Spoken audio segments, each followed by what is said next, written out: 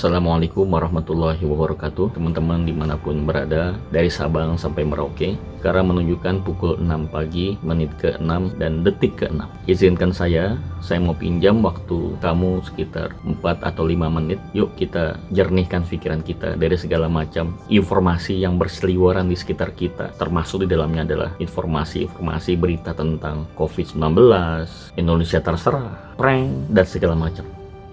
Yuk kita jernihkan dulu, kita fokus terhadap apa? Fokus terhadap solusi. Ada satu ungkapan, if you are not part of solution, it means you are part of problem.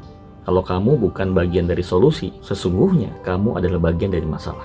Sudahlah kita punya masalah, kita sendiri menambah masalah. Jadi malah makin berat. Fokus kita, dari fokus terhadap masalah, yuk kita geser menjadi fokus pada solusi. Masalah itu di dalam suatu bahasa Arab disebut dengan mas'uliyah. Ada hubungan masalah dengan mas'uliyah. Apa itu mas'uliyah? Tanggung jawab. Diberikan tanggung jawab yang berat, besar, dan penuh resiko. Itu yang harus kita pahami. Jangan terjebak kepada masalahnya, tetapi kita harus melihat, oh berarti Tuhan secara khusus memberikan satu anugerah kepada kita, sebuah tanggung jawab yang lebih besar, lebih berat. Dan biasanya dalam ilmu ekonomi disebutkan high risk, high return. Setiap yang resikonya besar akan mendatangkan keuntungan yang besar. Oh berarti di balik sebuah risiko ini, di balik sebuah tanggung jawab besar dan berat ini, ada satu keuntungan yang besar. Mungkin sekarang belum kelihatan, tapi nanti setelah itu kita akan merasakan dan kita bisa mendapatkannya. Jadi teman-teman, pandanglah masalah itu bukan sebagai satu beban, pandanglah masalah itu sebagai sebuah tanggung jawab yang akan menaikkan level kita, derajat kita lebih tinggi.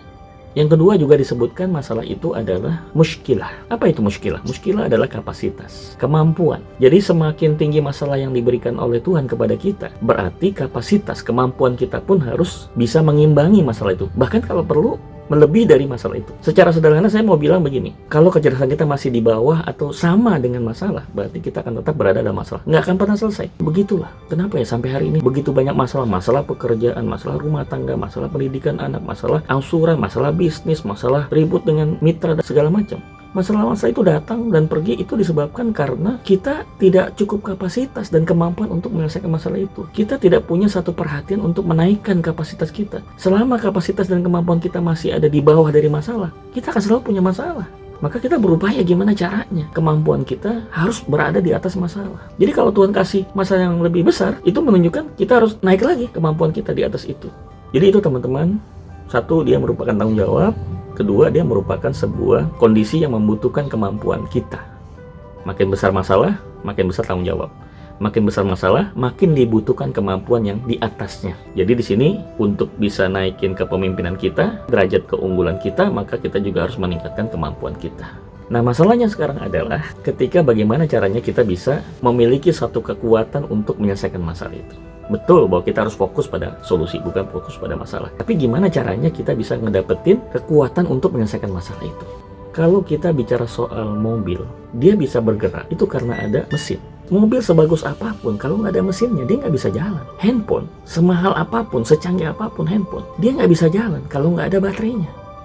Kalau diri kita, kalau boleh dibandingkan tadi dengan mobil atau mungkin dengan handphone, apa yang bisa ngejalanin kita untuk bisa menyelesaikan masalah itu?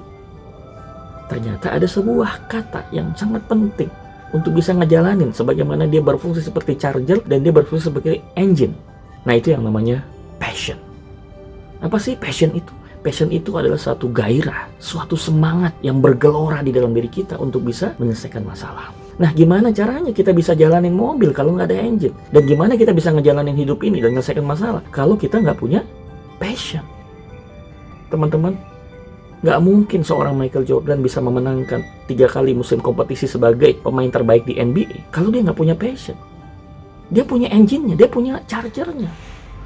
Dan nggak mungkin juga seorang Mary Kay Ash bisa memimpin 3.000-an lebih pegawai yang semuanya wanita di satu perusahaan yang namanya Avon kalau tidak dengan passion. Bagaimana mungkin sebuah presiden bisa memenangkan sebuah kontestasi pemilihan umum dalam sebuah negara atau bangsa kalau dia tidak punya passion? Jadi kita butuh passion untuk menyelesaikan masalah itu.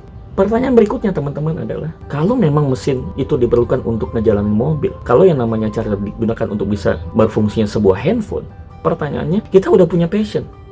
Tapi kenapa kok nggak jalan juga? Kenapa kita tidak bertindak, tidak bergerak? kita tetap mager, malas gerak. Nah, disinilah kita perlu yang namanya satu bagian lagi. Kalau tadi engine, dia bisa bekerja apabila ada fuel, ada bahan bakar. Kemudian baterai bisa bekerja kalau ada listrik. Nah, diri kita bisa punya passion yang besar kalau kita punya fuelnya. Fuelnya apa? Fuelnya adalah motivasi. Jadi teman-teman, di kondisi sekarang ini, di COVID-19, kebijakan PSBB yang mungkin akan diperpanjang lagi beberapa minggu ke depan, kita nggak bisa kontrol yang di luar, tetapi yang bisa kita lakukan adalah bagaimana memaksakan diri, berusaha dengan keras bagaimana caranya bisa memasukkan motivasi di dalam diri kita, sehingga muncul yang namanya passion. Dan kalau sudah passion itu ada, kita akan lebih mudah untuk menyelesaikan masalah. Jadi kenapa selama ini kita berada di lingkaran masalah seperti lingkaran setan, berputar terus di dalam masalah? Karena kita tidak punya passion. Kenapa nggak punya passion? Karena kita nggak punya bahan bakarnya, kita nggak punya fuelnya. Nah, apa motivasi yang bisa memberikan satu gairah yang besar dalam diri kita, dalam hidup kita, untuk menyelesaikan masalah itu semua? Dari pengalaman saya, hampir 20 tahun lebih saya berkiprah dalam dunia motivasi. Dari sejak tahun 2000-an sampai hari ini. Akhirnya saya menyimpulkan, memberikan sebuah kalimat sederhana. Kata kunci untuk motivasi itu adalah cinta. Tidak ada motivasi yang terbesar dalam hidup ini kecuali cinta. Dan kalau kita buat lebih mendalam lagi, bahwa motivasi cinta itu yang paling kuat, maka motivasi cinta yang paling kuat itulah ketika kita cinta kepada Tuhan. Ketika kamu sudah mulai diremehkan orang, ketika kamu sudah mulai dihina dan dicela orang, ketika kamu sudah mulai diabaikan oleh orang, bahkan ketika kamu sudah mulai diasingkan oleh orang, jangan khawatir teman-teman. Selama kalian masih punya cinta kepada Tuhan, Tuhan tidak pernah mengasingkan kalian.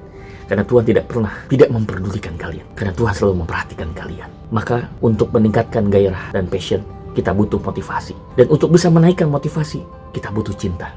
Dan tidak ada cinta yang tertinggi dalam hidup ini kecuali cinta kepada Tuhan. Tuhan tidak punya kepentingan apapun dalam hidup kita. Tuhan tidak punya kebutuhan sama sekali pada kita. Kita yang butuh kepada Dia. Gantungkanlah cintamu kepada zat yang tidak pernah punya kebutuhan apapun, yang tidak punya kepentingan apapun kepada kita. Cuma satu, yaitu cinta kepada Allah. Biarlah orang-orang yang terdekat kita sudah mulai menjauhkan diri kita, tetapi jangan sampai Tuhan itu menjauhkan diri Anda. Dekatkan diri Anda kepada Tuhan. Cintailah Tuhan, karena itulah motivasi yang tertinggi dalam hidup ini. Itulah pelajaran penting yang saya peroleh dalam kiprah saya selama hampir 20 tahun ini di dunia motivasi. Milikilah motivasi cinta. Itulah motivasi yang tertinggi, the highest level motivation in the world. Bangsa ini sedang lumpuh, bangsa ini sedang sekarat, bangsa ini sedang bangkrut. Apa yang dibutuhkan? Padahal bangsa ini punya potensi SDM, potensi sumber daya alam, potensi kecerdasan. Satu yang dibutuhkan hari ini, bangsa ini membutuhkan mesin. Bangsa ini membutuhkan charger. Mesin itu juga bisa bergerak apabila ada listrik, ada bahan bakar. Handphone bisa berfungsi chargernya ketika ada listrik. Dan diri kita pun, passion kita bisa bergerak kalau ada cinta, ada motivasi cinta. Teman-teman, saya doakan mudah-mudahan kita selalu merawat dan memelihara cinta ini, terutama cinta kepada Tuhan. Karena inilah satu-satunya cinta yang masih abadi dalam hidup kita. Semua bisa sirna. Cinta pada istri, dia bisa meninggal dunia. Cinta pada harta, harta bisa musnah. Cinta kepada kekuasaan bisa dihilangkan. Cinta kepada popularitas bisa pudar. Tapi cinta kepada Tuhan, dia akan abadi. Sekali lagi teman-teman, dimanapun kalian berada, dari Sabang sampai Merauke, live with passion. Hiduplah bersama passion. Hiduplah dengan passion. Dan passion itu bahan bakarnya adalah motivasi. Dan tidak ada motivasi yang paling tinggi kecuali cinta kepada Tuhan. Sukses itu penting, namun bahagia jauh lebih sukses. Wassalamualaikum warahmatullahi wabarakatuh.